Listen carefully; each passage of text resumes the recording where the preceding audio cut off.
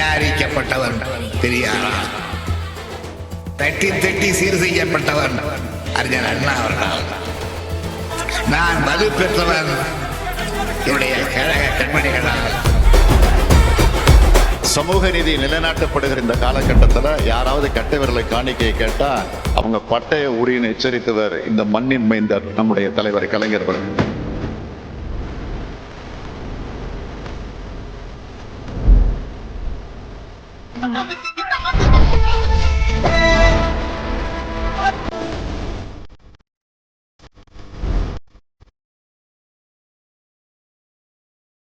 ஆண்டவன் படத்தில் அனைவரும் சமம் என அவன் உயர் ஜாதிக்கு மட்டும் தங்கத்தால் மூளை செய்து தலைக்குள்ளே வைத்தானா? மற்ற ஜாதிக்கெல்லாம் மண்டைக்குள் வைப்பதென்ன? களிமண்ணா, சுண்ணாம்பா?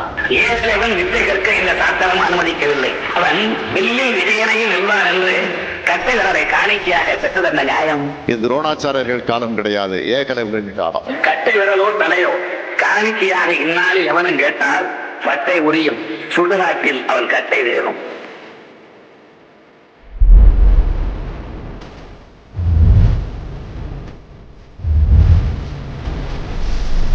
எவன் அடிக்க முடியாது, நீ வச்சு சொன்னால் கூட அடிக்க முடியாது. திருப்பி அடிச்சா தாக்க முடியாது. ஒற்றக்குடையா கொள்கையா எது வேண்டினில் கொள்கையில் விட்டு பிழைக்கு வேறு நபர் பாருங்கோ. ஒற்றக்குடையா கொள்கையா எது வேண்டினில் கொள்கையில் விட்டு பிழைக்கு வேறு நபர் பாருங்கோ. ஆட்சி வரும் போதும் நிலையல்ல, ஐயா அண்ணா வகுத்த கொள்கை போதாது வாழும் நிலையாக. எனவே ஆட்சி இருப்பினும் இல்லாத இருப்பினும் தன்மான உயிரை மதிப்போம்.